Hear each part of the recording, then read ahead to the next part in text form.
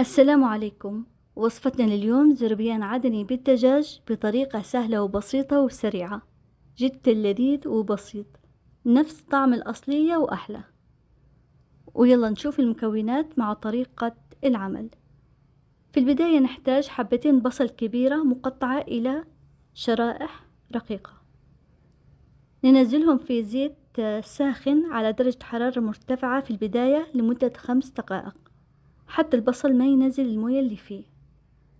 وبعد 5 دقائق نخلي النار متوسطة ونستمر بالتحريك كل شوي حتى ياخذ اللون المطلوب.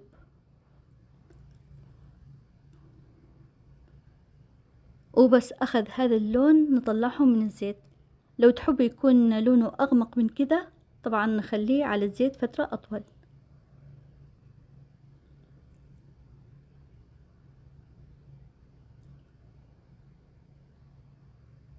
ونجيب كاس الخلاط ونضيف فيه 3/4 البصل اللي حمرناه،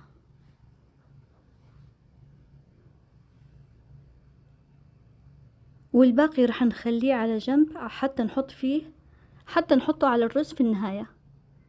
ونحط ملعقة طعام مليانة من البهارات المشكلة، وملعقة صغيرة كمون، وعلبة من الزبادي 170 جرام، ونصف مكعب ماجي، وربع ملعقة صغيرة من صفار الزعفران، ممكن استبداله بزعفران طبيعي، وكوب وربع من الماء، وملعقة من الملح، ونطحنهم بشكل ناعم. وبعدها ننزلهم في طبق عميق، ونضيف تقريبا 5 حبات من البطاط، حطيت عليهم شوية من صفار الزعفران وفركناهم. إذا كانت معاكم البطاطا كبيرة يفضل نحن نقطعها من النص. الحين نحطهم في الخليط. الحين حطينا الدجاج طبعا مغسولة ومنزوعة الجلد، وقطعناها إلى 4 قطع، ووزن الدجاج 1300 جرام. نحركها شوي وبعدها نخليها على جنب تقريبا 5 دقائق، وبعدين نحطها في قدر الضغط ونضغطها.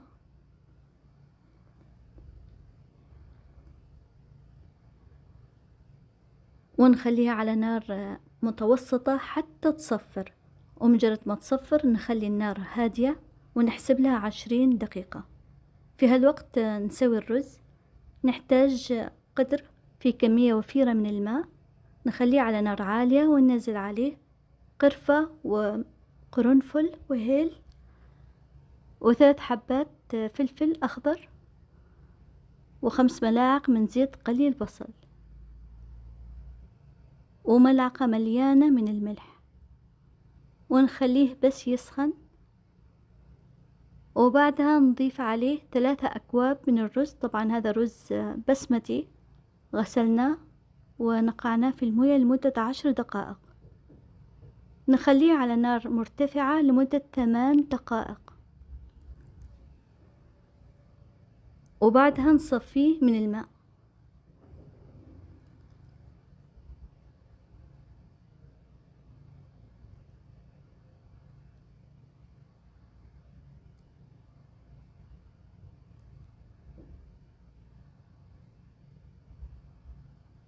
وهذا الزربيان بعد تقريبا 20 دقيقة كان مستوي تماما، طبعا ريحته جدا مشهية. الحين نضيف الرز اللي سلقناه. في البداية راح نحط نصف كمية الرز،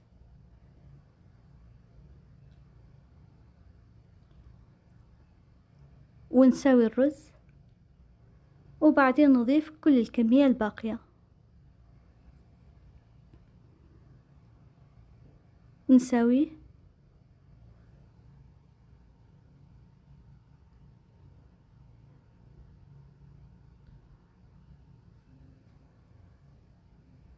ونضيف عليه. الحين نحط نحط صفار الزعفران، عبارة عن 4 ملعقة صغيرة من صفار الزعفران مع 3 ملاعق من الماء، خلطتهم مع بعض وحطيناهم على الرز. ونفس الشيء ملون طعام برتقالي. ونحط تقريبا 4 ملاعق من زيت قليل بصل. والبصل اللي خليناه على جنب.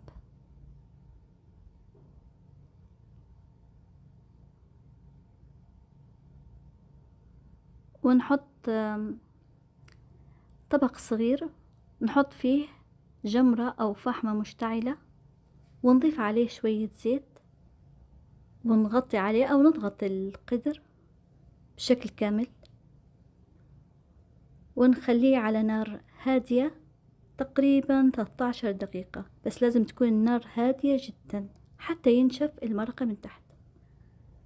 في هالوقت نسوي السلطة الحارة، عبارة عن حبة واحدة من الطماطم بالإضافة إلى فلفل أخضر وفص من الثوم، ونص ملعقة صغيرة ملح، ونص ملعقة صغيرة كمون. نطحنهم بشكل خشن.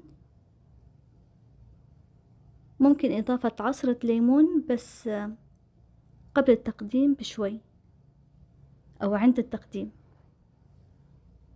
ونحركها وتكون جاهزة نخليها على جنب. وهذا الرز بعد ما نشف من تحت تقريبا أخذ 11 دقيقة على نار هادية جدا. نشيل الفحمة ونتخلص منها، ونحرك شوي الرز. طبعا الرز نثري وريحته جدا جدا تشهي. راح أخذ شوية رز من الأعلى عشان نحطه في النهاية، ونغرف الباقي. طبعا نحركه بهالشكل حتى يعني ينزل مرة واحدة.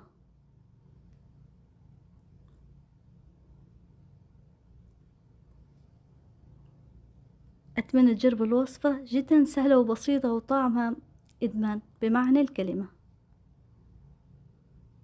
حطيت الرز اللي خليناه على جنب،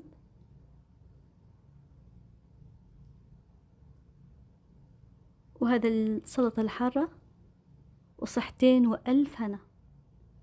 إن شاء الله يكون الفيديو عجبكم. أشوفكم على خير ومع السلامة.